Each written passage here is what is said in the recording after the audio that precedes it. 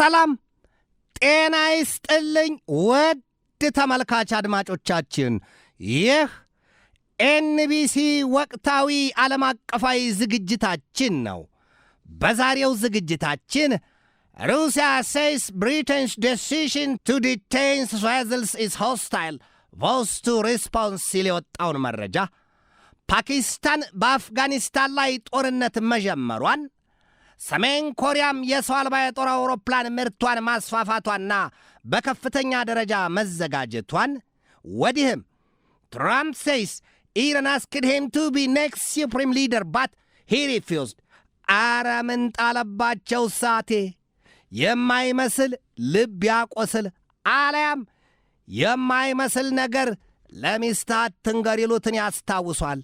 አሜሪካ 10,000 ተጨማሪ ወታደሮቿን ወደ መካከለኛው ምስራቅ ቀጠና ምድር ለመላክ መዘጋጀቷ ሲነገር፣ ኢራን ደግሞ ከ1 ሚሊዮን በላይ የምድር ኃይሏን ከአሜሪካ ጋር ለሚደረገው ግዙፍ የምድር ጦርነት ማንቀሳቀሷንና ሌሎች ከበርካታ የምድሪቱ ክፍሎች የተገኙ ወቅታዊና አዳዲስ መረጃዎችን ይዣለሁ። እስከ ዝግጅቱ ፍጻሜ ድረስም አብራችሁኝ ትዘልቁ ዘንድ የአክብሮት ግብዣዬ የአየር ሞገዱን ሁሉ አሳብሮ ከልባችሁ ይድረስ የምላችሁ አዘጋጅቼ የማቀርብላችሁ ትዕግስቱ በቀለ ነኝ። በአሜሪካ በኢራንና በእስራኤል መካከል ግዙፍ ጦርነት ከተጀመረ 4ኛ ሳምንቱ ሊጠናቀቅና 5ኛ ሳምንቱን ሊይዝ አለያም 1 ወር ሊሞላው የሰዓታት ዕድሜ ካልሆነ በስተቀር የሚቀር ነገር የለም ነው የሚባለው። በዚያ ሂደት ደግሞ ጦርነቱ ከተከፈተባት ኢራን ብቻም ሳይሆን ከአሜሪካና ከእስራኤልም የሕይወት መስዋዕትነት አስከፍሏል፣ ደም አፍስሷል፣ አካል አጉድሏል። የንብረት ውድመት ነገር ለምን ይነሳል? ጦርነት ማለት እኮ ታዲያ ትርፉ ይሄ ነው። ይሁንና ግን ገና ያልበሰለ አለያም በጉርምስናና በጉልምስና ዕድሜ ታቅፋችሁ አጉርሱኝ ባየመሰለ ምኞትና አቋም ባላቸው በርካታ ሀገራት የሚኖሩ አካላት ያላቸውን ሃንዱራ ሀብት ሰባራ መርፌ ሳይቀር እየሸጡና እየቸበቸቡ ጠመንጃና ጥይት ገዝተው ንጹሐን ወገናቸውን ሊያውም ተጋብተው የተዋለዱትን መግቢያና መድረሻ ሲያሳጡና ሲነሷቸው ይታያል።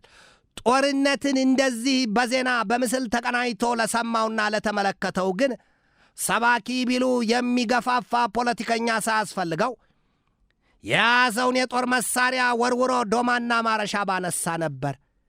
የገሚሱ ሀገራት ጦረኞች በምኞትና በዘረፋ ስሌት በቁም እየቃዡ ዕድሜያቸውን የሚገፉና ባዶ እጃቸውን ቀርተው ርቃናቸውን እያንጎላጁ ሞታቸውን ሲጠብቁም ይታያሉ። በሰላም ሰርቶ መኖር ለመሞት ከመኖር ለመኖር መሞት ይህንን ያስታውሷል። ሰውን ያህል ክቡር ፍጥረት ሕይወቱን በማይረባና በማይገባ አኳኋን አጥፍቶ ደም ከመቃባትና ደም ከመቀባት በምድሪቱ ለማን ምን ማንስ ምን አተረፈ? ለሰው ዘር የቀረ ጥያቄ ነው። ስንፍና ሲጸንስ ዝርፊያና ቅሚያ የንጹሐንን ነፍስ በግፍ ማጥፋትን ይወልዳል። አዞር ሲዞር አደረን ያሳዩበታል። አሜሪካ፣ እስራኤልና ኢራን የገቡበት ግዙፍና ዘግናኝ ጦርነት በመላው ዓለም የጋረጠው የነዳጅ ዘይትና የጋዝ እጥረትን ብቻም ሳይሆን የማዳበሪያና የምግብ እጥረትንም ወልዷል የሚል መረጃ በሰፊው ወጥቷል። በእርግጥም አሁን ጦረኞቹ ወገኖች ምን ገደዳቸውና ነው ጦርነት ውስጥ የገቡት? ቀድሞ ነገር ቅናትና ውሸት ካልሆነ በስተቀር ምን አዋጋቸው? የእነርሱ ጦርነት ዳፋው ለዓለም ተርፏል። ኢራን ዩራኒየም አብላላች፣ አበለጸገች፣ ተወችው። የኒኩለር ጦር መሳሪያ ሰራች፣ ያዘች፣ ተወችው። ቀድሞ ነገር ማንስ ፈቃጅ፣ ማንስ ተጠያቂ፣ ማን ጠያቂስ ነበር? ከዚህ ቀደም የኒኩለር ጦር መሳሪያ የታጠቁ ሀገራት እነማንን አስፈቅደው ሲያዙት? ሌሎቹስ ስለምን እንዲፈቱ ወይም በኒኩለር ጦር መሳሪያቸው ተጠያቂነት አልቀረበላቸውም?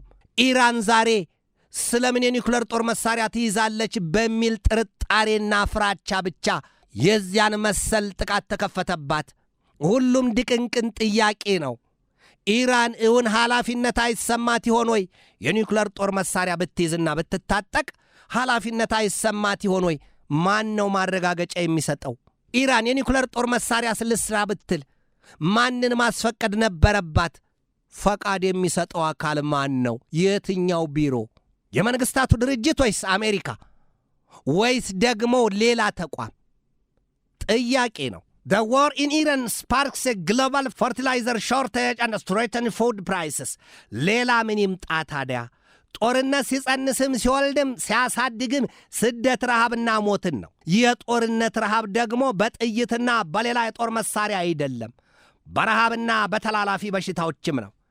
ኢራን በአሜሪካና በእስራኤል የጣምራ ጦርነት ከደረሰባት ወይም ከተከፈተባት የበረታ ጉዳት ራሷን በአጻፋ ምላሿ የሁለቱን ሀገራት በተለይም በባህረ ሰላጤውና በመካከለኛው ምስራቅ ቀጠና ሀገራት አሜሪካ ያሰፈረቻቸውና ያስደፈጠቻቸውን የጦር ማዘዣዎችና ወታደሮቿን እያደነችና እያለመች ክፉኛ በተደጋጋሚ ማጥቃቱን ተያይዘዋለች።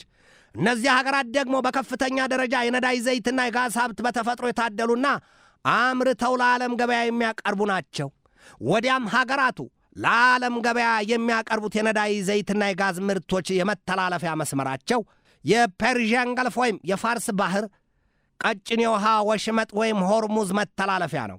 በመካከለኛው ምስራቅ ቀጠና ወይም በባህረ ሰላጤው ቀጠና ሀገራት እንደ ሂሊየም የመሰለውን የዓለም ድንቅና ውድ የማዕድን ሀብት ባለቤቷ ኳታርም ያንን የሂሊየም ምርቷን ማቅረብ አልቻለችም። ሂሊየም ሲነሳ በጂኦግራፊ ትምህርታችን ቀደም ባለው የጂኦግራፊ ትምህርታችን ለማለት መሆኑ ይያዝልኝ ወይም ይታወቅልኝ። The sun is made up of helium and hydrogen ይላታል። ፀሐይ የምትባለዋ ይህች ሞቃቷ ኮከብ በተለያዩ ሀገራት ቋንቋ የተለያየ ስያሜ ያላት። እንዳብነት እንኳን በእንግሊዘኛው ሰን ትባላለች፣ በጣሊያንኛውም ሶሌ ትባላለች። ታዲያ በእኛ ሀገር አጠራር ገሚሱ ፀሐይ ይላታል፣ ከፊሉ ደግሞ ፀሐይ ይላታል። ሌሎችም ሞቃቷ ኮከብ ሲሉ ስሟን ይጸውዑላታል። እውነተኛ ስሟ ወይም ከመጀመሪያ ፈልሳፊዋ አልያም ፈጣሪዋ የተሰጠው ስሟ የትኛው እንደሆነ በዚህ ደረጃ መግለጥ ባልችልም፣ ነገር ግን ባለው ስሟ ልጠቀምና ፀሐይ የተሰራችው ከሂሊየምና ከሃይድሮጅን ውህድ ውጤት ነው ይላታል። በተለይ እዚህ ላይ ቆሜ የሰባተኛ ክፍል የጂኦግራፊ ትምህርት ያንን መጽሐፍና መምህሬን አስታውሳቸዋለሁ። ታዲያ ሂሊየም የሚባለው ንጥረ ውሁድ ቅመም ዛሬ ላይ በከፍተኛ ደረጃ ለሕክምና ጥበብ የሚውል ስለመሆኑ በተደጋጋሚ ይነገራል። የትኛውም የዓለም ክፍል የዚያን የሂሊየም ውሁድ ውጤት በሕክምና ጥበብ ውስጥ ያስገባል አለ፣ የግዴታ ነው። ከዚያም ውጪ በጠፈር ምርምር ማዕከላትና በሌሎች የጦር መሳሪያ ጥበቦች ውስጥም ቅመሙ መግባት አለበት፣ ይገባል ሂሊየም። ይሄ ምርት ከገበያ ላይ ጠፍቷል፣ ከኳታር አይወጣም፣ አይችልም። ይሄን ሁሉን ያመጣው በአሜሪካ በእስራኤልና በኢራን መካከል የተከፈተው ጦርነት። ኢራን አሜሪካና እስራኤልን ከተበቀለችበት ሁሉም ነገር በላይ የሆርሙዝን የውሃ ወሽመጥ ክርችም አድርጋ መዝጋቷ ነው። አሜሪካ ታዲያ በጦር መሳሪያ ብትል በጦር ኃይሏ በወታደሮቿ ጡንቻ ብትሞክር በምላስ ዛቻና ማስፈራሪያ ማስጠንቀቂያዋ ብትል ኢራን ወይ ንክች ወይ ፍንክች ነው ያለችው። የሆርሙዝን ወሽመጥ አልከፍትም። የአሜሪካው ፕሬዚደንት ዶናልድ ትራምፕ መለስ ብለው ሰሞኑን ደግሞ በዲፕሎማሲ ወይም በድርድር ሂደት እኒ ብለው ፓኪስታንን ገፍተዋት ይሁን ፓኪስታን ነገሩ ይገደኛል ስትል ባይታወቅም በአደራዳሪነትና በአሸማጋይነት ስሜትና ስሌት በሁለቱ ሀገራት መካከል ደፋ ቀና ይዛለች። ትራምፕ ድርድሩ በጥሩ ሁኔታ እየሄደ ነው፣ ይሄ ድርድር በኢራን ተቀባይነት ካጣ ሲሉ ምን አሉ? ትናንት የገሃነም ደጆችን ከፍትባታለሁ አሉ ኢራንን። ኢራን በበኩሏ በውጭ ጉዳይ ሚኒስትሯ ሰይድ አባስ አራግቺ አንደበት ምን አለች? ግድ የለም ሳይመሽቦት ይምጡ፣ ታዲያ ከአሜሪካ ይሏት ሀገር ጋር ድርድር የሚል ነገር አይታሰብም፣ አናደርገውም። አሁን በጦርነቱ እንቀጥላለን፣ ግድ የላችሁም፣ በፈለጋችሁት ኑ፣ በምንም መንገድ ቢሆን አንደራደርም ሲሉ ቁርጥ ያለውን እቅጩን ተናግረዋል። ትራምፕ ዛሬም ቢሆን ምንድን ያሉት? የለም 5 ቀን ገደብ ቀርቶ የ10 ቀን ገደብ ሰጥተናል፣ ኢራን በጥሩ ድርድር ስሜት ላይ ነች ብለዋል ትራምፕ ከዚያም ውጭ የ5 ቀን ገደብ ይቅርና 10 ቀናት አድርጌያለሁ፣ ይሄንን አሉ። ሌላውና ትራምፕን በአንድ ራስ ሁለት ምላስ ያደረጋቸው ነገር ደግሞ ዛሬ የወጣው ሌላው መረጃ 10,000 የእግረኛ ኃይላቸውን ወደ መካከለኛው ምስራቅ ቀጠና ለማስፈር ጣጣቸውን ጨርሰዋል። የ10 ቀን ገደብ መስጠትና 10,000 ወታደሮቻቸውን በኢራን ላይ ሊያዘምቱባት የእግረኛ ኃይል ማሰናዳታቸውን ገልጠዋል። የአሜሪካው ፕሬዚደንት ዶናልድ ትራምፕ ኢራን በበኩሏ ዛሬ ረፋድ ላይ ባወጣችው መግለጫዋ የዚያን የአሜሪካን የእግረኛ ኃይል የማስገባት ስሌት ለመመከት በሚል ከ1 ሚሊዮን በላይ የእግረኛ ኃይሏን ማንቀሳቀሷን የተሰማው 1 ሚሊዮን የእግረኛ ኃይል ብቻ። የረዥም ርቀት ተወንጫፊዎቹ፣ ሮኬቶቹ፣ የጦር መርከቦች፣ ጀልባዎች አሜሪካን እንደምትለው የኢራንን የጦር መርከቦችና የጦር ጀልባዎች ምጥጥ አድርጌ ጨርሻለሁ፣ የጦር አውሮፕላኖቿን ቢሉ በተመሳሳይ አጠናቅቄያለሁ ስትል መግለጫ ትሰጣለች። ኢራን ግን የለም ጉዳዩ ገና ነው፣ ተዋጋወይ ጀግና ተዋጋወይ ሲሉት ያስባል ገና መሽ ተዋጋና ይላል ኢትዮጵያዊው ብሂል። ገና ነው፣ አልተዋጋሁም፣ አልጀመርኩትም። ኢራን ቀጥላለች በጦርነቱ። ሁለቱ አሜሪካና እስራኤልም አሜሪካ የሚያሻትን መግለጫ ብታወጣ ጦርነቱ ግን ላፍታም ጠለስ አላለም። ይሄ ሊታወቅ ይገባል። 1 ሚሊዮን እግረኛ ሰራዊት ማለት ግን እንደ ዘመሚት የሚርመሰመስ መሆኑን ልብ ይሏል። የት ይቆማል? ከአሜሪካ የተላከው ሰራዊት ከዚያ እግረኛ ሰራዊት ጋር ከተጋጠመ ክፉ ቀን አይምጣ። ጦርነት እኮ የእንግሊዝ ፕሪሚየር ሊግ አይደለም፣ ወይም የዓለም ዋንጫ የብራዚልና የአርጀንቲና ጨዋታ አይደለም። በአሰቃቂ ሁኔታ ሕይወት የሚቀጠፍበት፣ ሳንጃ ለሳንጃ የሚሞሻለቅበት፣ ደም የሚፈስበት፣ ሕይወት የሚቀጠፍበት፣ አካል የሚጎድልበት ያ አውድማ ነው። ፊልሙንና ህልሙን ሲያዩት እንኳ ይዘገንናል። አትድገመኝ ያሰኛል። የኢራኑ የታስኒም የዜና ተቋም ባሰራጨው የዛሬ ረፋድ ዘገባው አሜሪካ በደቡባዊ የኢራን ግንባር የእግረኛ ኃይሏን ልታዘምት ተዘጋጅታለች ነው ያለው። የኢራን ጦር ኃይል ይላል It wants to offer the United States historical hair on the soil of Iran. ይሄ የሚሆን ከሆነ ምን አለ ታዲያ አሜሪካ የእግረኛ ኃይሏን በዚህ በኢራን ምድር የምታስገባ ከሆነ ታሪካዊ ገሃነመ እሳት መግባታቸውን ይወቁት። ወታደሮቿ ትናንት የኢራን አብዮታዊ ዘብ ኃይል ከፍተኛ አዛዡ ሻህራም ኢራኒ ምንድን ነው ያሉት? የአሜሪካና የእስራኤል እናቶች ወላጆች ወይም ቤተሰቦች ልጆቻቸውን ወደ ገሃነመ እሳት ባይልኳቸው ይሻላቸዋል። ያስቡበት ይምከሩ፣ ይዝከሯቸው፣ ልጆቻቸውን ይጠብቁ ነው ያሉት። ዛሬ ደግሞ ይኸው ኢራን ምንድን ነው ያለችው? ግዴላችሁም ኑ በኢራን አፈር በኢራን ምድር ታሪካዊ ገሃነመ እሳት ውስጥ ትገባላችሁ። ይሄንን አለች ኢራን። ኢራን የሆርሙዝንም ወሽመጥ ስትዘጋ ምንድን ያለችው?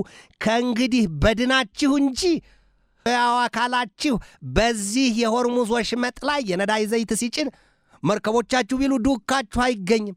በድናችሁ በዚህ ሲንገዋለልና በባህሩ ላይ ሲንሳፈፍ ይታየናል ስትል ኢራን ማስጠንቀቋ አይዘነጋም።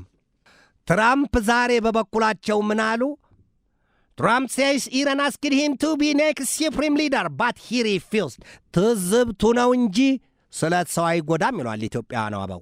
እውን ኢራን እኛን ሰው ዶናልድ ትራምፕን ቀጣዩ የመንፈሳዊ መሪዋ ይሆኑ ዘንድ ጠይቃቸው ይሆን?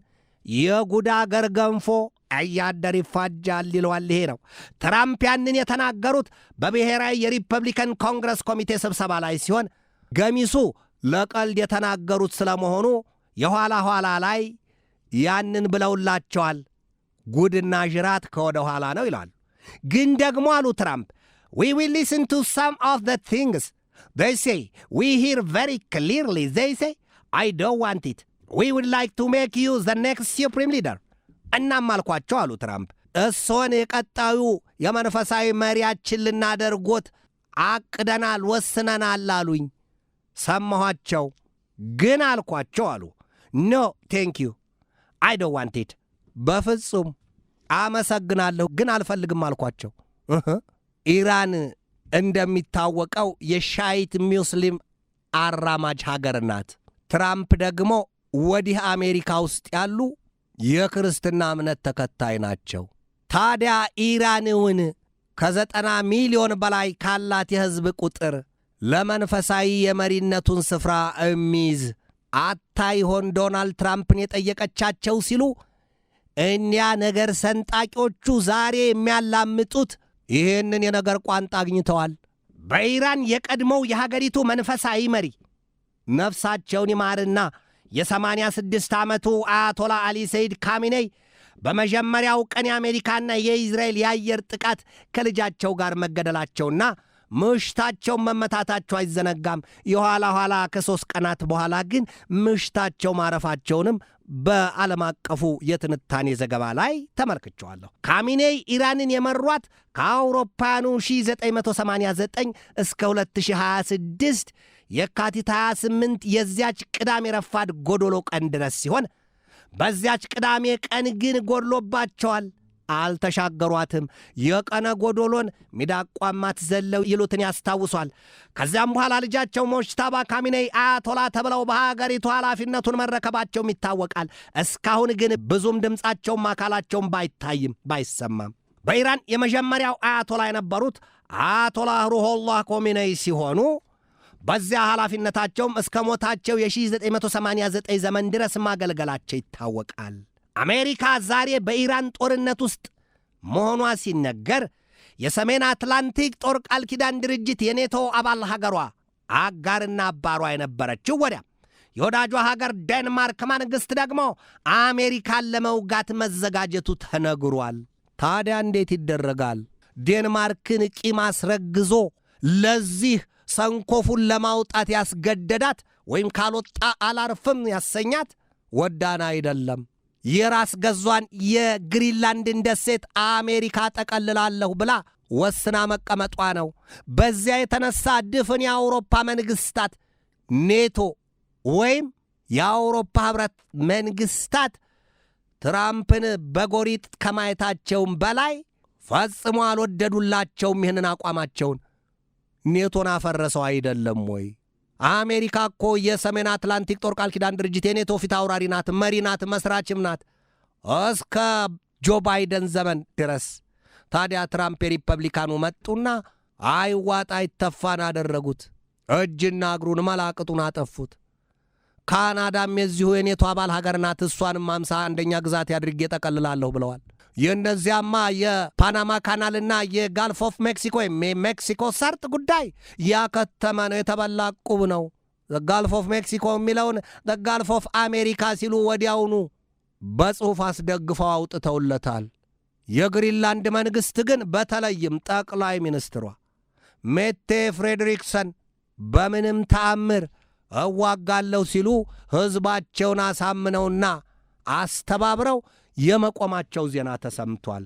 United States of America and Israel have pounded but not eliminated Iran's missile threat. አሜሪካ የዴንማርክን ዛቻና የጦርነት ዝግጅት ብትሰማውም እንኳን አሁን በኢራን የገባችበትን ጥላ ለመውጣት እንዴት ተብሎ አንድ ጊዜ ከገቡ የሚወጣበት ጦርነት አልሆነም። የኢራን ከ4 እስከ 6 ሳምንት ይወስድብናል ቢሉ ጦርነቱ ግን በኢራን ስሌት ገና የነዳጅ ዘይት በበርሜል $200 ገብቶ ዓለም ምጥና ጣሯን ሳታይ ጦርነቱ መች እንዲዋዛ ሲወርድ ወረደና ሲመለስ አቃተው ይላሉ ኢትዮጵያውያኑ። አሁን ታዲያ አሜሪካና እስራኤል በገቡበት የኢራን ጦርነት ሰማይ እስኪሰነጠቅ ምድር እስክትርገበገብ ድረስ በዚያ በቦምብና በሚሳይል ናዳቸው ቢከመክሟትም የኢራንን የሚሳይል ጦር መሳሪያ ግን ሊያጠፉት አልቻሉም፣ አልሆነላቸው። ኢራን እኮ ጣቴን የምጠባ ሕፃን አይደለሁም። በቀደመው በዚያ የሰኔ ወር 12ቱ ቀናት ጦርነትም አሜሪካ ሙሉ በሙሉ የኢራንን የኒውክሌርና የባላስቲክ ሚሳይል ሁሉንም ኦብሊትሬትድ ሲሉ ፕሬዚደንቷ ቢናገሩም በቋንቋቸው ወይም ቶታሊ ዳሜጅድ ቢሉም የኢራን ፖለቲከኞች ግን ወጡና በቀጣዮቹ 3 እና 4 ቀናት ምንድን ያሉት? የአሜሪካዎቹና ቢ2 የቦምብ ጣዮቹ አውሮፕላኖች እኮ ላዩን አጓርተው ምድርን እንደ ገለባ አጋይተዋት ሸሹ እንጂ የጥልቁን ስፍራችንን መቼ አገኙት? መቼ ሽታው ደረሳቸው? አላገኙትም። አልተነካንም፣ የኒውክሌር ጦር መሳሪያችን አልተነካም ነው ያሉት። ይሄ ሁሉ ነገር እልህ ያጋባ ጦርነቱን ወደ ባሰ ደረጃ ድርሶት ባለፈ የካቲት 28 ቅዳሜ ቀረፋድ አሜሪካና እስራኤል ኢራንን እስከ መጨረሻው ትዕግስቷን አስጨርሰን አብረክርከንም ማንበርከንም ብቻ አይደለም ዘርረን አንጋለን እንተዋታለን ሲሉ ጦርነት አወጀውባታል። ነገር ግን ኢራን ምንድን ያለችው? እኔ ምን ቸገረኝ ሲደልቀው ቢያድር ይበሉት፣ መተኮስና መግደል ለየቅል ነው፣ ይህንን ይወቁ ብላለች። ኢራን በብልሃት የያዘችው ነገር ቢኖር ጦርነቱ እንዲራዘምና የዓለም የምጣኔ ሀብት ቁስሉና የሞቱ ነገር ለማንም እንዲታይ እንዲሰማና እንዲታወቅ የማድረግ ነው ይሏታል። ይሄ አንድ ስልት ነው ይላሉ የወታደራዊ ጠበብቶቹ። ጦርነት በተራዘመ ቁጥር የመሰላቸት፣ ጦርነት በተራዘመ ቁጥር የጦር መሳሪያና ጥይት የማለቅ፣ የምጣኔ ሀብቱ የመላሸቅ፣ ወዲያም ደግሞ የጦረኞቹ ሀገራት ህዝቦች ጦርነቱን የመቃወም ስራችሁ ልክ አይደለም፣ በአጭር ጊዜ እንወጣለን ያላችሁትን ይሄው ተራዝሟል፣ የሀገር የምጣኔ ሀብትና የህዝብ ሀብት እየባከነ ነው፣ አለቀ፣ ልቀቁ፣ ውጡ። ከዚያም ሲገፋና ሲገፋ ስልጣናችሁን ልቀቁ ሊል ይችላል። ይሄ ሁሉ ነገር ነው ያለው በበሰሉት ሀገራት፣ በበሰሉት ህዝቦች ዘንድ፣ ባደጉትና በበለጸጉት ጥሩ አመለካከትና ክብር ለህዝባቸው ባላቸው ሀገራት ዘንድ ይሄ ይታሰባል። ያስከውን ጦርነት አቁም፣ የሚያልቀውና የሚፈጀው የሀገር ሀብትና ንብረት ነው፣ ከህዝብ የሚሰበሰብ ግብር ነው፣ አቁሙ ሊል ይችላል።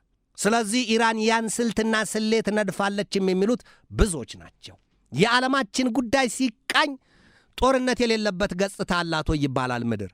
አሜሪካና እስራኤል የኢራንን የሚሳይል ማከማቻና ማምረቻዎች እያሰሱ ማጥቃታቸው ሲነገር ኢራንም በበኩሏ 83ኛውን ኦፕሬሽን ትሩ ፕሮሚስ ፎርስ ስትል የሰየመችውን የጥቃት ማዕበል ምላሿን ሙሉ ሌሊቱን መስጠቷም ተገልጧል።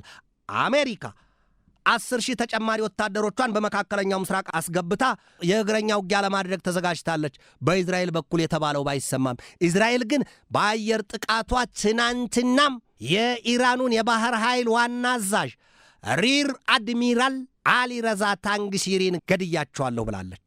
ግዳይ መጣሏን አስታውቃለች። የኢራን አክራሪ ፖለቲከኞች ምንድን ያሉት ታዲያ ዛሬ ኢራን ያንን ያብላላችሁንና የሰወረችውን ዩራኒየም አውጥታ በአስቸኳይ የአቶሚክ ቦምብ ወይም የኒውክለር ቦምብ ትሠራ ዘንድ ጥሪ አቅርበዋል። ከዚህ በኋላ ምን ይመጣል? ከዚህ በላይ ምን አለ? የመጨረሻው መጨረሻችን ይሄ ነው የሚሆነው ስትል ቀዩን መስመር አሳይታለች።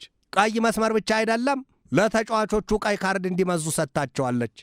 የኒውክለር ጦር መሳሪያ፣ የኒውክለር ቦምብ ሰራለሁ ባያውቁ ኖሮ እነዚያ በኢራን ፖለቲካ አክራሪና ጠንካራ የማይለዝብ የፖለቲካ አቋም አላቸው የሚባሉት ኃይሎች ይህን ጥሪ ያቀርቡ ነበር ወይ? የለም፣ ስለሚያውቁ ነው። ወዲህ የዚህ ሁሉ ጉልበተኛና የዚህ ሁሉ ባለጊዜ መደባደቢያ የሆነችዋ ዓለም ብዙ ጉልበት የምታገኘው ከነዳጅ ዘይትና ከጋዝ ነበረና ያ ሁሉ ቀለቧ ቀጥ ብሏል። እናም በሙሉ ቀለብተኞቿ በነዳጅ ዘይትና በጋዝ ረሃብ ሊያልቁ ነው። ፋብሪካዎች፣ ኢንዱስትሪዎች፣ መኪኖች፣ የቤት ምድጃዎች ሳይቀሩ አሸቦ ለብሰዋል። ነጫቸው ወጥቷል። የሚቀምሱት ጥፍጣፊ አጥተዋል። በሁሉም ሀገራት የመኪና የነዳጅ ማደያ ስፍራዎች ሰልፋቸው ረዣዥም ሆኖ ይታያል። ከሚነገረውም በላይ የነዳጅ ዘይት መታጣቱ ነው። ነዳጅ ዘይት ሞልቷል። ነገር ግን ብዙ የባህረ ሰላጤው ቀጠና ሀገራትና የመካከለኛው ምስራቅ ቀጠና ሀገራት የዚያን የነዳጅ ዘይት ሀብት የታደሉት በተፈጥሮ ተመተዋል፣ ተደብድበዋል፣ ብዙ ሀብታቸው ወድሟል። ገሚሶቹ እንዲያውም $20 ቢሊዮን በላይ ኪሳራ ደርሶባቸዋል ሲባል የወጣው መረጃ ከሳምንታት በፊት ነው። እስካሁንማ $1 ትሪሊየን ኪሳራ ያለመድረሱ ምን ማረጋገጫ አለ? መግቢያችን ላይ ብለናል። የንብረት ውድመት ነገር አይነሳም፣ ገና ነው ጉዳዩ። ኩዌት መከራዋን አይታለች። ሳውዲ አረቢያ፣ የተባበሩት አረብ ኤምሬት፣ ባህሬን፣ ኳታር፣ ዮርዳኖስ፣ ኢራቅ፣ እነዚህ ሁሉ መዘዙና ዳፋው የደረሰባቸው ሳይሆን የወረደባቸው ሀገራት ናቸው። የነዳጅ ዘይት ሀብታቸው፣ የተለያዩ የወጪ ንግድ መስመሮቻቸው ቁልፍልፍ ብለው ተዘግተዋል። ወደ ቀጣው ርዕስ ልለፍ። ፓኪስታንና አፍጋኒስታን ወደ ጦርነት ገብተዋል የሚል መረጃ ወጥቷል። ጦርነት የሌለበት ቦታ የለም። ምድር በየትኛውም ክፍሏና በየትኛውም ገጿ ግጭትና ጦርነት ብቻ ሆኗል። የሰው ልጅ በምድሪቱ ላይ በበዛ ቁጥር ይላል መጽሐፍ፣ ይኸው ዛሬ ከችግር ከረሃብ ከስደትና ከመፈናቀል በተሻገረ ሰው በሰው ላይ ጨክኖ እጅግ ዘግናኝ ግብሩን ሲፈጽምበት ይታያል። ጦርነት አፍጋኒስታንና ፓኪስታን አዳዲስ የሚወጡ መረጃዎችን በቀጣይ የምንመለከታቸው እንደሆነ ከወዲሁ ማስረገጥ እፈልጋለሁ።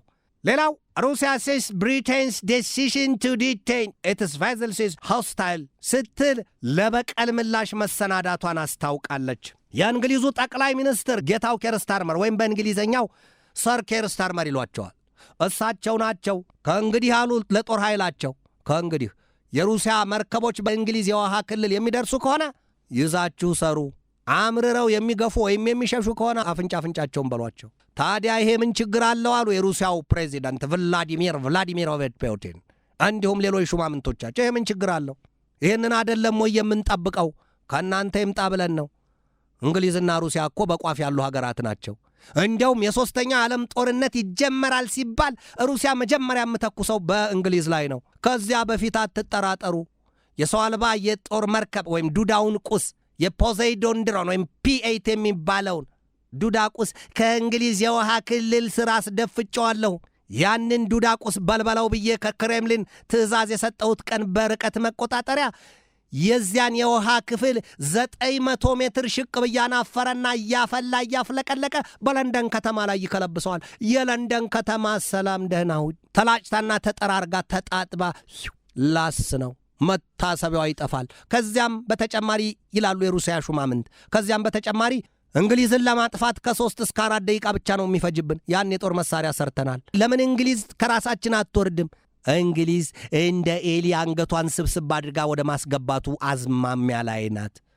ለምን ቢሉ የሩሲያው ፕሬዚደንት ቭላዲሚሮቪች ፑቲን ከአሜሪካው ፕሬዚደንት ዶናልድ ጄ ትራምፕ ጋር ወይም ዶናልድ ጆሴፍ ትራምፕ ጋር ጥልቅ የሆነ ወይም መሳ ለመሳ የሆነ የልብ ወዳጅነት እንዳላቸው ደርሰንበታል የሚሉት ብዙዎች ሆነዋልና ነው። በእርግጥም ትራምፕ በዩክሬን ፑቲን የያዙትን ጦርነት የዶንባስን ግዛት ስጭና ረፊ ተገላገይን ያሏት ዩክሬንን ያኔ በምርጫ ዘመቻቸው ወቅት በ24 ሰዓት አስቆመዋለሁ ሲሉ ወዲያም ከተመረጡ በኋላ ፑቲንንም ሲያናግሩ ዘለንስኪንም ሲያናግሩ ጦርነቱ ይቆም ዘንድ ብዙ ሲለፉ ሩሲያንም ሲያስፈራሩ